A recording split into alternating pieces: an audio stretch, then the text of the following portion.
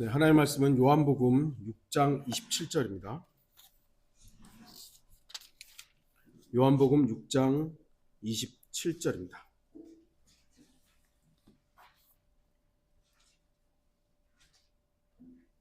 네, 제가 말씀을 읽도록 하겠습니다. 썩는 음식을 위하여 일하지 말고 영생에 이르는 음식을 위하여 일하라. 인자가 너희에게 그것을 주리니 이는 아버지 하나님께서 그를 인치셨기 때문이라고 하시니라. 오늘 말씀의 제목은 하나님이 나의 아버지라고? 여러분은 하나님을 아버지라고 부르십니까? 대답들이 아버지라고 부르시죠? 아마도 여기 계신 분들 대부분은 아주 자연스럽게 하나님을 아버지라고 부를 것입니다. 정말 여러분은 하나님께서 아버지심을 인정하고 한치의 의심도 없습니까? 정말 그렇습니까?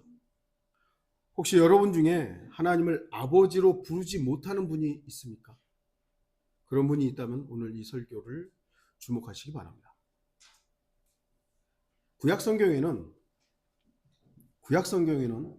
어떤 개인도 하나님을 나의 아버지라고 부른 사람이 없습니다. 분명 히브리서 11장에는 구약 성경에 나오는 믿음의 원로들을 쭉 나열합니다. 4절 아벨, 5절 에녹, 7절 노아, 8절 아브라함, 11절 사라, 20절 이삭, 21절 야곱, 22절 요셉, 23절 모세 등등. 이들은 분명히 믿음으로 살았던 믿음의 사람들이었습니다. 그래서 믿음의 원로라고 하고 우리가 그들을 존중하죠. 하지만 그 어떤 믿음의 사람도, 구약의 믿음의 사람도 하나님을 나의 아버지라고 부르지는 못했습니다. 물론 하나님께서는 이스라엘 백성에게 자신이 아버지라고 말씀하십니다. 신명기 32장 6절 오 어리석고 현명하지 못한 백성아 너희가 주께 이같이 보답하느냐 그분은 너를 사신 아버지가 아니냐 그분은 너를 지으시고 세우신 분이 아니냐. 그러니까 하나님께서는 이스라엘 백성들에게 내가 너를 산 아버지다. 이사야 63장 16절에 아브라함은 우리를 모르고 이스라엘은 우리를 인정하지 않지만 의심할 여지 없이 주는 우리의 아버지시니다. 오 주여 주는 우리의 아버지시오 우리의 구속주시니 주의 이름은 영원부터 있나이다. 이스라엘 백성들에게는 하나님은 우리 아버지예요. 우리 아버지. 분명 하나님께서는 이스라엘 백성들에게 하나님 자신이 그들의 아버지라는 사실을 말씀하셨습니다.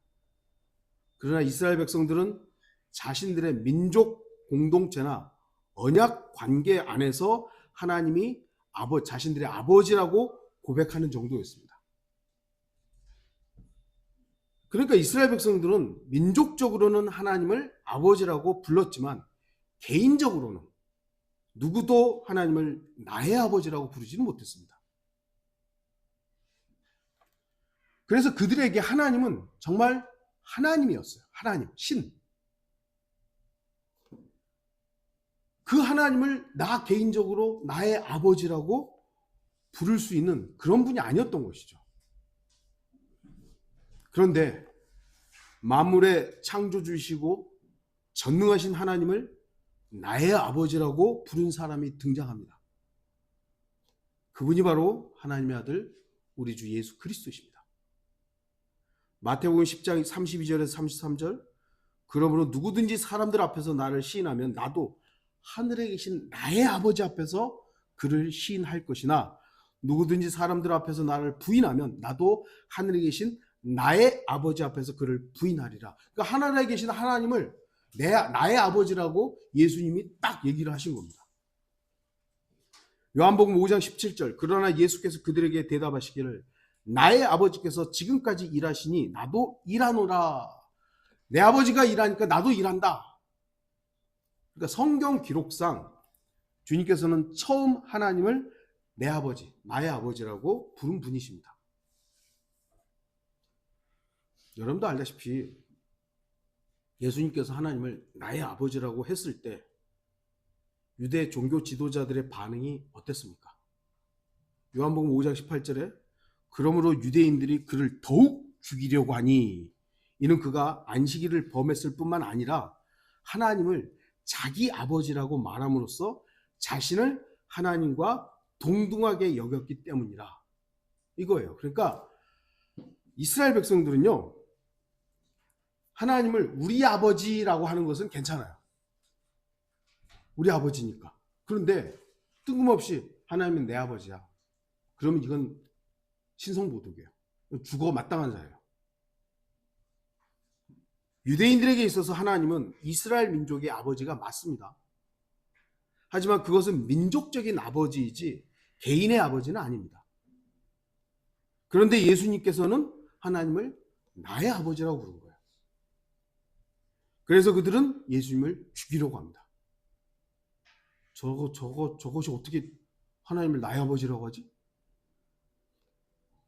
왜 그렇습니까? 유대인들 입장에서는 예수님의 그 말씀은 신성모독입니다. 하나님을 나의 아버지라고 부르는 것은 자신을 하나님과 동등하게 여기는 겁니다. 이퀄이에요, 이퀄. 똑같다라는 거예요. 하나님, 나의 아버지는 똑같다는 말이에요. 하나님을 민족의 아버지, 우리 아버지로 부르는 것은 유대인들에게 오케이, 그건 괜찮은 거예요. 하지만 하나님을 개인의 아버지, 나의 아버지, 내 아버지로 부르는 것은 신성모독입니다. 그들 입장에서는 예수님 죽어 마땅한 겁니다. 여러분들은 지금 하나님을 부를 때 아버지라고 부르시잖아요. 그럼 이거는 우리의 아버지입니까? 우리의 아버지입니까? 아닙니다. 나의 아버지, 내 아버지입니다. 다른 누군가의 아버지가 아니라 바로 내 아버지라는 걸 믿는 겁니다. 하나님은 나의 아버지세요. 이건 정말 놀라운 일이죠.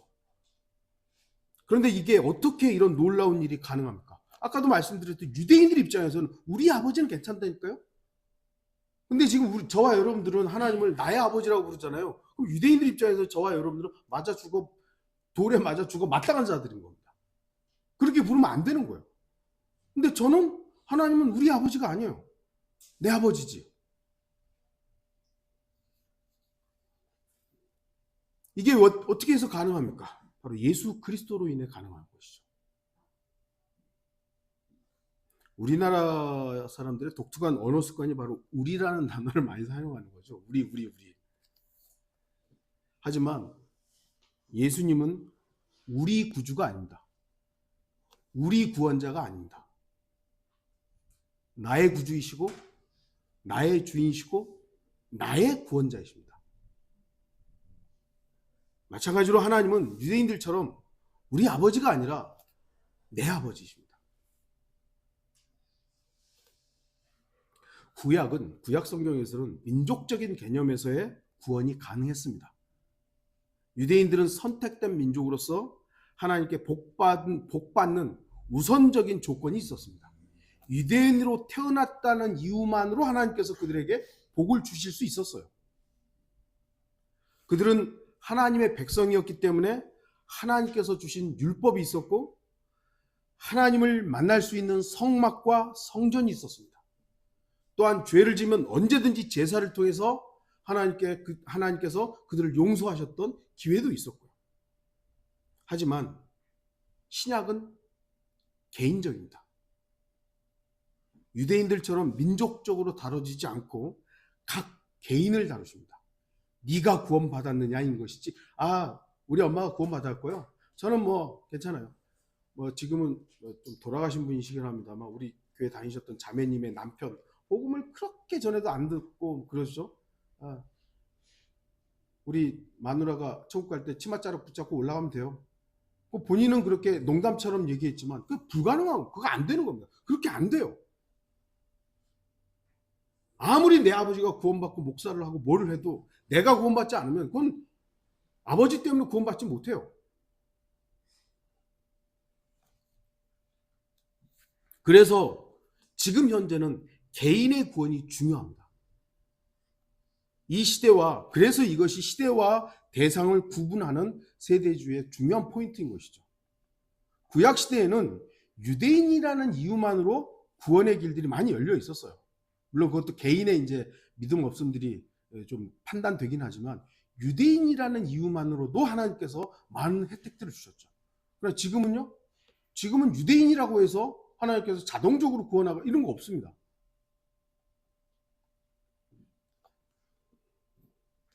다른 누구를 쳐다보지 마십시오. 내가 구원받았는가? 내가 구원받았다면 옆에 있는 사람들을 봐야 되는 것이죠. 예수 그리스도 분명히 독생자이시죠. 요한복음 1장 18절 아무도 어느 때나 하나님을 본 사람이 없지만 아버지의 품 안에 계신 독생자 그가 하나님을 분명히 밝히셨느니라. 오로지 예수 그리스도만이 하나님을 나의 아버지라 부를 수 있는 유일한 분이십니다. 아무리 믿음이 좋았던 믿음의 원로라 해도 그들은 하나님을 나의 아버지라 부를 수 없었습니다. 그들이 부를 수 있는 것은 나의 하나님이었어요. 나의 하나님. 이건 구약의 성도들도 나의 하나님, 하나님 이렇게 부를 수 있었어요. 그러나 구약의 그 믿음 좋은 아브라함이 되었든 누가 되었든 간에 나의 아버지라고 부를 수 있는 사람은 없었어요. 왜요? 그렇게 만들어지지 않았기 때문에. 오직 하나님의 아들이신 예수 그리스도만이 하나님을 나의 아버지라고 부를 수 있었습니다. 그런데 바로 그분을 우리는, 저와 여러분은 나의 구주로, 나 개인의 구원자로 영접한 겁니다. 받아들인 거예요. 그래서 그 주님의 영이신 성령님께서 내 안에 오셔서 주님의 영으로 우리는 하나님을 나의 아버지라 부를 수 있는 특권을 갖게 된 겁니다.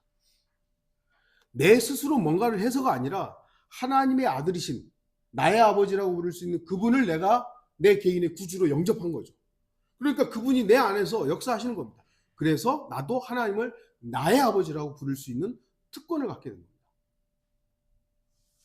누구든지 예수 그리스도를 개인의 구주로 믿으면 됩니다. 예외가 아니라 누구든지요, 누구든지. 혹시 여러분 중에 아직 예수님을 막연한 종교의 대상으로 믿는 분이 있다면 한번 생각해 봐야 됩니다. 내가 믿는 예수는 누군가? 어떤 분인가? 하나님을 나의 아버지라고 부르려면 반드시 예수 그리스도를 통해서만 가능합니다. 하나님을 창조주로 믿는 믿음 중요하죠. 믿어야 되죠. 그러나 그런 믿음은 하나님을 전능하신 신으로 믿는 것이기는 하지만 하나님을 나의 아버지라고 부를 수는 없습니다. 창조주를 믿는 신앙이 얼마나 대단합니까? 근데 그거는 유대인들도 다 그렇게 믿었어요. 유대인들은 그런데 하나님을 나의 아버지라고 부르지 못했어요. 제 옛날 친구 중에 하나는 저하고 어렸을 때부터 같이 아버지 교회에서 성장했기 때문에 얘도 믿음이 좋았고 같이 성경 퀴즈하면 얘가 1등 할 때도 있고 제가 1등 할 때도 있고 얘가 더 잘할 때도 있고 하나님을 믿는 거예요. 신앙생활도 열심히 했습니다. 그러다가 제가 이제 걔네 집에 가가지고 복음을 전한 적이 있어요. 근데 그 친구는 나 하나님 믿어. 하나님 믿어. 아니, 물론 중요하다. 그 잘한 거다. 그런데 네 죄를 위해서 예수님께서 피 흘려 죽으셨다. 네 죄 문제가 예수 그리스도의 보혈로 해결돼야 될 거 아니야. 너 이거 다 알지 않느냐? 알기는 아는데 그걸 받아들이질 않는 거야. 나 예수님 알아. 예수님 알아. 아니 그러니까 네가 아는 그 사실을 좀 더, 너 예수님 십자가에 피 흘려 죽은 거 알잖아. 안 돼요. 예수 그리스도를 개인의 구주로, 나를 구원해 주신 유일한 구주로 영접하면 된다고. 안 한대요. 왜 안 하느냐고. 나 거기까지는 모르겠어.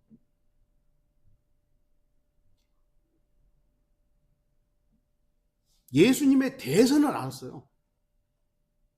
성경을 걔도 많이 읽었으니까요. 예수님에 대해서는 알았지만 예수님이 자신을 죄에서 구원한 유일한 구주라는 사실을 받아들이지 않는 겁니다. 아무리 창조주를 믿고 하나님의 위대하심과 전능하심을 믿는다 해도 그 친구는 구원받지 못한 겁니다. 왜냐하면 하나님께서는 아들이신 주 예수 그리스도를 통해서만 하나님을 아버지라 부를 수 있는 특권을 주셨기 때문입니다. 요한복음 14장 6절 예수께서 그에게 말씀하시기를 나는 길이요 진리요 생명이라 나로 말미암지 않고는 아버지께로 올 사람이 없는 겁니다. 예수 그리스도를 통하지 않고는 하나님께 나아갈 수 있는 사람은 아무도 없어요. 나 하나님 믿는다니까? 하나님이 우주를 창조하셨잖아. 하나님께서 전능하시고 모든 일을 다 하시잖아. 그분이 아들을 통해서 자신에게 올 수 있도록 길을 마련하시고 그것만이 유일한 길입니다. 근데 그걸 안 믿는다는 거예요. 창조주 믿으면 뭐합니까? 전능하신 하나님 믿으면 뭐합니까? 아들이라 믿는데. 예수 그리스도를 믿는다는 것은 인권운동가로서의 예수님, 특별한 선지자이신 예수님, 병자들을 고쳐주신 예수님으로 믿는 게 아닙니다. 이 시대 많은 기독교인들이 예수님을 소수를 위해 희생하신 위대한 스승 또는 사회 부조리를 개혁하신 개혁가 이렇게 믿는 사람 꽤 됩니다. 예수님의 그 십자가는 사회의 부정적인 것을 깨트리기 위해서 자기 희생으로 지셨던 그런 십자가입니다. 그래서 오늘날도 십자가를 지고 가야 합니다. 그럴듯하죠. 예수님은 소수의 그 어린 정말 핍박받고 어려운 사람들을 위해 오셨습니다. 지금도 소수의 그 핍박받고 있는 이런 사람들을 위해 살아야 합니다. 그런 사람도 필요합니다. 전혀 필요 없다는 게 아니라 최우선이 예수님이 어떤 분이냐는 걸 알아야죠. 아무리 예수님을 사회 개혁가로 믿고 아무리 예수 그리스도의 소수를 위해서 희생하신 그런 숭고한 희생자로서 믿는다 해도 아무리 그것이 강력한 믿음이고 그것이 열정이 불타오른다 해도 그들은 하나님을 나의 아버지라 부를 수 없어요. 유대인들은요 지금도 예수님을 선지자 중에 한 사람으로 믿습니다. 이슬람 교도들도요 예수님을 위대한 선지자 중에 한 분으로 믿습니다. 심지어 불교에서는 어떤 사찰에 예수님 상이 있어요. 이거 왜 있냐고. 예수님도 여러 부처 중에 하나래요. 여러 부처 중에 하나라고. 그 사람도 예수 믿는 거 아니에요. 이슬람 교도들도 예수님을 선지자로 믿어요. 예수 믿는 거 아니에요.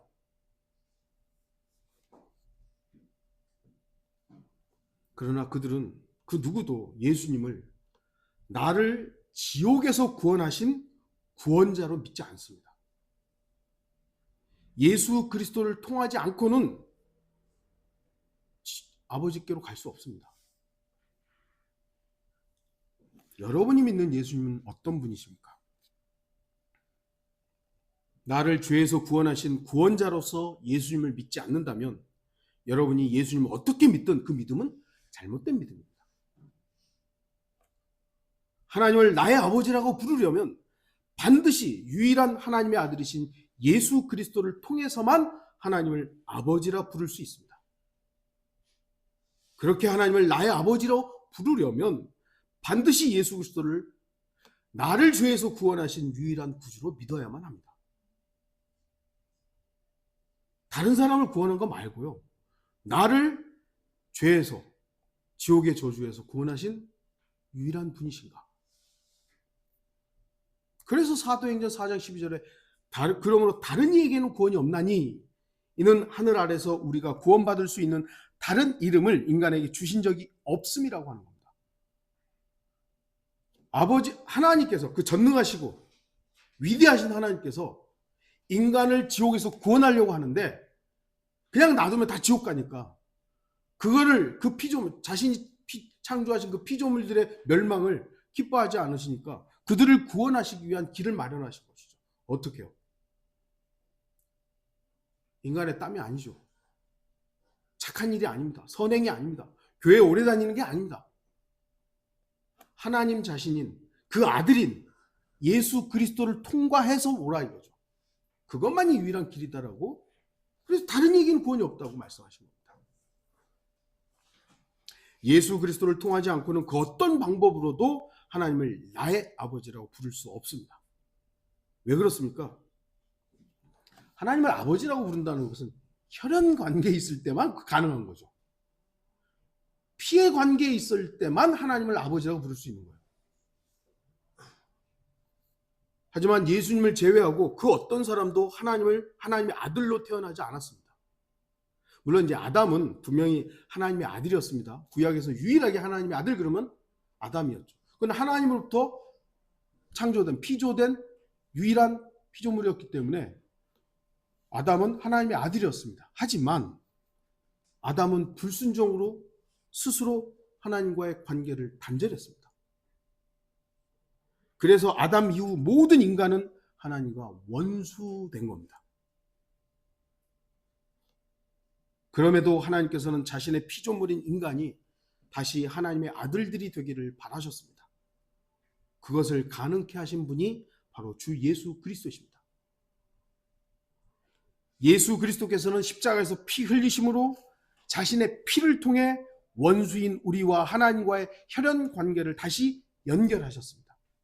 우리가 예수 그리스도를 나 개인의 구주로 영접할 때 그분은 내 안에 와서 나와 하나가 되면서 피가 섞여버린, 뭐 이거 이제 표현이 그렇습니다만 피가 섞인 거예요. 피가 그냥 같아져 버린 겁니다.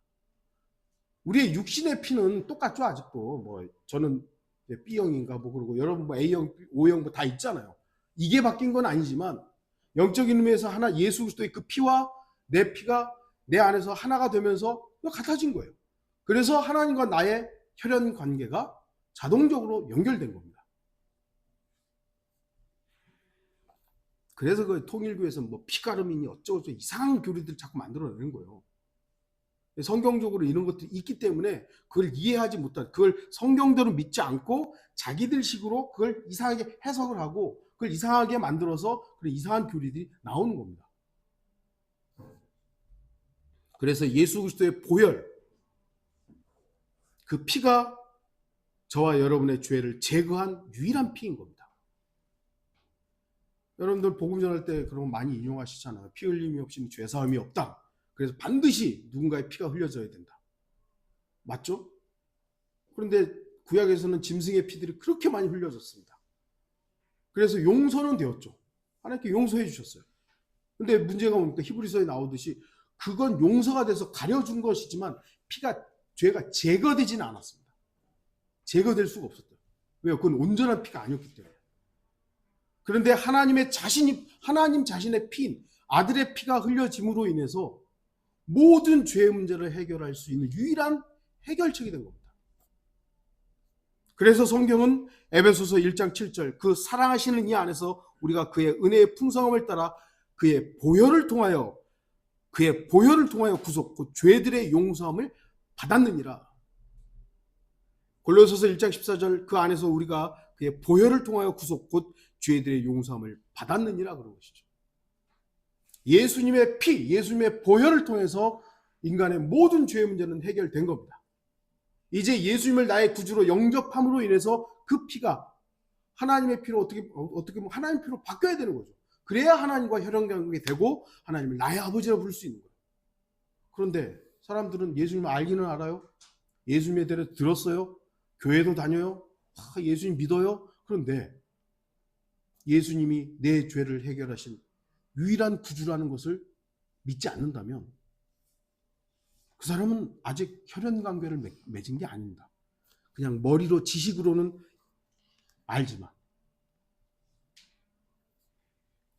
주목하십시오. 아무리 창조주 하나님을 믿는다고 소리치고 전능한 하나님을 믿는 그 믿음을 소유했다 해도 그 자신의 죄 문제 앞에서 예수 그리스도의 보혈을 통한 죄 용서를 받지 않았다면 그 믿음은 종교의 신앙일 뿐입니다. 우리가 거리에 나가서 전도를 할 때 어떤 사람이 자신이 죄인이라는 걸 인정하고 나 죄인입니다. 그래요? 어떻게 하면 죄의 문제가 해결될 수 있습니까? 예수 그리스도를 믿음으로 해결됩니다. 했어요. 그래서 그 사람이 나 믿습니다. 나 예수님이 내 죄를 용서하셨습니다. 아멘 했어요. 그럼 그 다음에 여러분 뭐 하세요? 이제 창세기 1장 1절부터 보시죠. 하나님은 창조주이시고요. 이거는 물론 필요합니다만 그 사람이 지옥교회에 왔을 때 우리가 그 다음 단계로 진리의 시기에 이르는 것이지, 이 사람이 이제 빠이 하고 갔어요. 이 사람은 창조주가 누군지 성경이 어떤지 몰라요. 그럼 구원 못 받은 겁니까? 구원 못 받은 거예요? 아니잖아요. 예수 그리스도를 개인의 구주로 내 죄의 문제를 해결하신 나의 구주로서 믿는다면 그 사람은 비록 삼위일체를 모른다 할지라도, 그 사람은 비록 예수 그리스도의 신성이 어쩌고 이런 거 모른다 할지라도 그 사람 구원 아닙니까? 아니 성경적으로 그렇지 않습니까? 물론 다시 말씀드리지만 그 다음 단계도 하나님은 원하시고 바라십니다. 모든 사람이 구원받기를 바라시고 그 다음 단계 진리의 시기에 이르길 바라시죠. 그러나 이 진리의 시기에 이른 것이 없으면 구원이 취소됩니까? 아니잖아요.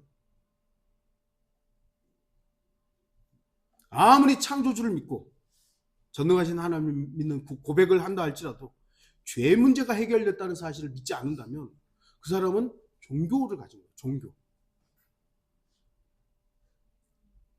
예수 그리스도의 보혈로 하나님과 혈연 관계가 이어지지 않는다면 그 사람은 구원받은 것이 아닙니다. 기독교라는 종교를 가진 것뿐입니다. 이 나라의 기독교인들이 옛날에는 뭐 1000만 이상을 했는데 이제는 그런 거짓말은 안 하죠. 이제는 뭐 통계적으로 보면은 500만에서 좀 많게는 700만 정도 된다라고 뭐 얘기를 하는 거예요. 예수님 믿고 하나님 믿는다고 그러죠. 구원받았습니까? 하면은 이 사람들은 이제 구원파라고 하니까, 여러분들 이제는 좀 구원받았습니까? 보도 당신의 죄 문제 해결했습니까? 죄의 문제 해결했습니까? 그게 저는 조금 더 나을지도 모르는 것 같아요. 조금 신선한 질문이니까요. 여러분 스스로 한번 질문해 보십시오. 나는 나의 죄 문제를 해결했는가? 여러분 죄 문제 해결하셨습니까? 예수님께서는 이미 2000년 전에 십자가에서 모든 인간의 죄 문제를 해결하셨습니다. 십자가에 죽으시고 맨 마지막 하신 말씀이 뭐예요? 다 이루었다. 다 이루었다. 저는 제가 바로 그 말씀으로 인해 구원받았는데 내 죄 문제를 주님이 해결했다라는 걸 믿는 것이죠. 십자가의 보혈이 온 인류의 죄를 제거했습니다. 그 사실을 믿고 예수 그리스도를 개인의 구주로 영접하면, 아 주님, 내가 이제 예수님께서 내 죄의 문제를 해결하신 나의 구주이십니다 라고 고백하고 믿는다면 예수님이 내 안에 들어오시는 것이죠. 예수 그리스도가 자신 안에 있는 사람만이 하나님을 나의 아버지라고 부를 수 있는 겁니다. 여러분들, 신부라는 단어가 있잖아요. 그 단어가 영어로 뭡니까? God Father예요. 아버지 하나님, 하나님 아버지. 정말 신성모독적인 단어입니다. 그래서 저는 카톨릭 사제라고 합니다. 사제. 여러분들 그 카톨릭 그 사제들을 신부라고 부르지 마세요. 그 완전히 정말 신성모독적인, 구약적으로 보면 돌에 맞아 죽을 사람들이에요. 그런데 그냥 신부. 아유 신부님. 그거 하나님께 유일하게 칭함이 돼야 되는데 인간을 갖다 그렇게 부르는 거예요. 말이 안 되는 거죠. 교황을 아버지라고 하잖아요. 마태복음에서 아버지라고 사람을 아버지라고 부르면 안 되는 거예요. 물론 인간 아버지 말고요. 인간 아버지는 당연히 아버지인데 자기가 존경하는 사람을 존경하는 뭐 스승이나 이런 아버지라고 부른다? 그건 비성경적인 것입니다. 아들을 믿는 사람만이 영생을 얻게 됩니다. 그리고 하나님을 나의 아버지라 부르는 사람들은 오늘 말씀을 주목해야 합니다. 오늘 말씀 무엇입니까?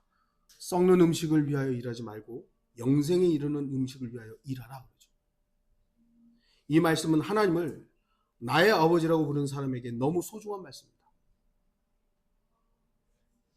혹시 이 자리에 구원받지 못한 분이 있다면 예수 그리스도를 나의 구주로 영접하는 그 일이 일어나야 되고, 여러분들이 예수 그리스도를 개인의 구주로 영접해서 이미 구원받았다면, 하나님을 나의 아버지라고 부르는 분이라면 이제는 우리가 어떻게 살아야 할 것인가?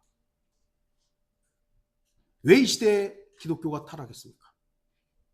왜 기독교인들이 심각한 죄와 연루됐습니까?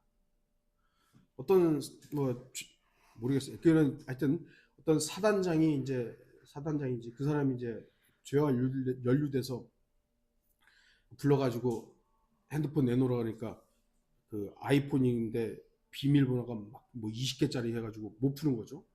그러니까 이거 빨리 알려달라고. 안 알려주는 거예요. 나 기억은 못하겠다. 기억 못하겠다. 기억 못하겠다. 그래요? 그럼 구속영장 할게요. 근데 그날 그 다음날 하나님의 은혜로 갑자기 생각났습니다. 하나님의 이름을 얼마나 모독하는 겁니까 이게? 아니요, 그 전날까지도 모르겠다 그러더니 갑자기 그 다음날 하나님의 은혜로 생각났습니다. 그걸 바라보는 세상 사람들이 저 기독교인을 보면서 뭐라 그러겠어요? 왜 기독교가 이런 식으로 욕을 먹어야 됩니까? 그 사람이 간증하는 걸 봤더니 정말 놀라운 간증을 하더라고요. 야, 저런 신앙이 있구나 했는데 입으로 고백하는 내용은 그 자체만으로는 소중한 말들이라고 할 수 있습니다. 그런데 왜 그들은 썩을 음식을 위하여 일합니까? 제가 볼 때 그들은 하나님을 나의 아버지라고 부르지 않기 때문입니다. 하나님을 나의 아버지라고 부른다면 하나님의 뜻이 최우선 아닙니까? 나의 아버지신데 예수 그리스도의 삶이 어땠습니까? 나의 아버지, 나의 아버지, 제발 요거 좀 옮겨주십시오. 그냥 내 뜻대로 마시고 아버지의 뜻대로 하십시오. 그리고 십자가에서는요, 희한하게 예수님이 그때는 나의 하나님, 나의 하나님, 왜 나를 버리십니까? 이렇게 되는 거예요. 겟세마네에서 나의 아버지, 나의 아버지 이렇게 하시다가 정작 십자가에서 가장 필요할 때 아버지로 부르지 않아요. 엘리 엘리 라마 사박타니, 나의 하나님, 나의 하나님, 어찌하여 나를 버리시나요? 그때는 이제 아버지와의 관계가 아니라 전능하신 하나님과 어떻게 보면은 사역자로서의 관계이기 때문에 아버지라고 부르지 않고 하나님이라고 부르는 거죠. 하나님을 나의 아버지라고 부른다면 아버지의 뜻이 우선이어야 합니다. 그리고 아버지의 뜻에 부합한 삶을 살아야 합니다. 하지만 그들은 하나님을 믿기는 하지만, 그래서 신앙 고백을 들어보면 그 신앙 고백은 대단하지만 하나님을 나의 아버지라 믿는 삶을 살지 않는 것입니다. 그렇기 때문에 영생에 이르는 음식을 모르는 겁니다. 그게 얼마나 소중한지를 모르니까 지금 썩을 음식 때문에 자기가 신앙 간증했던 이걸 다 무시해버리고 이 썩은 음식으로 붙잡는 것이죠. 그런 사람들에게는 하나님은 단지 위대한 신일 뿐 나의 아버지가 되지는 못하는 겁니다. 저와 여러분들이 하나님을 나의 아버지라고 부른다면 우리의 삶은 썩는 음식을 위해 사는 게 아닙니다. 영생에 이르는 음식을 위해 살아가야 되는 것이죠. 그 음식은 누구로부터 공급됩니까? 예수 그리스도로부터 공급됩니다.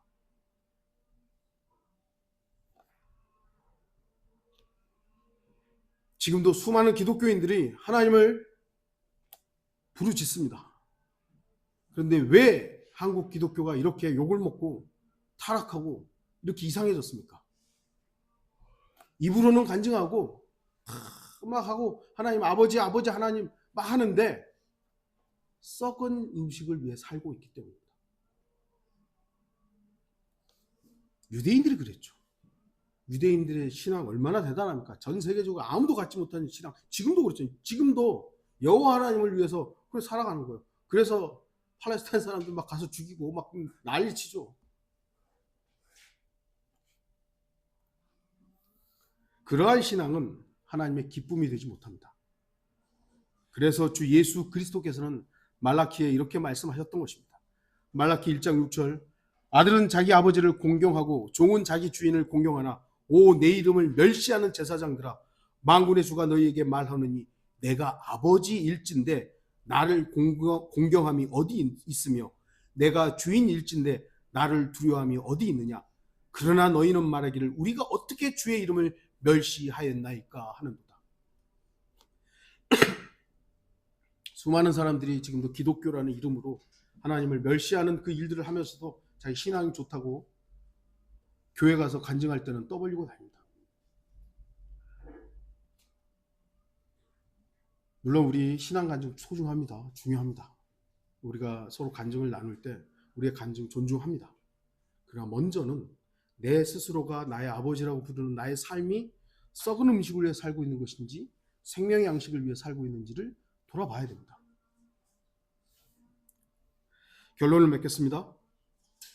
저와 여러분은 하나님을 나의 아버지라고 부르는 사람들입니다. 그렇다면 우리의 삶은 썩을 음식을 위해 살지 않아야 합니다. 말씀 그대로 썩을 음식이 아니라 그 썩는 음식은 영생과 무관합니다. 그렇다고 여러분 일하지 말라는 게 아니죠? 직장 가지 말라는 얘기 아닙니다. 내 주된 관심사가 뭐냐 이것이죠. 우리는 단지 하나님을 창조주, 전능하신 하나님으로만 믿어서는 안 됩니다. 종교인들은 그게 우선이에요. 종교인들은 그게 우선입니다. 하지만 하나님의 아들들은 예수 그리스도가 우선입니다. 물론 주 하나님께서는 창조주이시며 전능하신 하나님이시며 위대하신 하나님이십니다. 그럼에도 하나님은 나의 아버지가 먼저 되셔야 됩니다. 그것을 가능케 하신 분이 바로 주 예수 그리스도이시기 때문입니다. 그렇기에 예수 그리스도 없는 삶을 무가치한 삶으로 인정해야 합니다. 예수 그리스도가 없는 삶, 여러분에게 그것이 가치 있는 삶이라면 잘못된 신앙을 가지고 있는 것입니다. 그래서 우리는 사도 베드로의 고백을 주목해야 합니다. 베드로가 이렇게 고백하죠. 요한복음 6장 68절. 그때 시몬 베드로가 대답하기를 주여 우리가 누구에게로 가오리까? 주님께는 영생의 말씀들이 있나이다. 여러분 어디 가시겠습니까? 우리가 어디 가겠어요? 하나님을 나의 아버지라고 부르는데 어디 갑니까? 세상이요? 세상의 유혹들은 달콤하죠. 우리는 거기서 일해야 되고 먹고 살아야 되고 여러 가지 사람들 만나야 되죠. 하지만 그들은 나에게 영생을 주지 않습니다.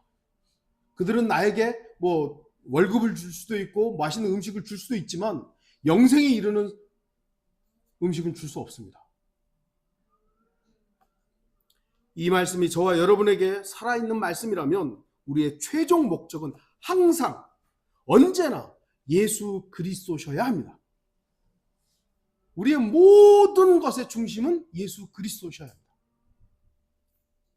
하나님께서 나의 아버지이심을 믿는 믿음은 단순히 습관처럼 아이고 아버지, 아이고 아버지, 우리 자매님도 그렇게 고백하신다 그랬는데 좋은 거죠. 저희 어머니도요. 맨날 아이고 주여, 아이고 주여. 이게 그냥 습관처럼 나요. 이게 정말 믿음 안에서 그렇게 하는 고백이라면 정말 본받아야 될 부분이지만 그냥 입버릇처럼 나오면 안 되는 겁니다. 예수 그리스도를 통해 하나님을 나의 아버지라고 고백하는 믿음을 소유했다면 우리는 썩을 음식을 위해 살지 말고 영생에 이르는 음식을 위해 사는 모든 성도들이 되기를 바랍니다. 다 같이 기도하시겠습니다.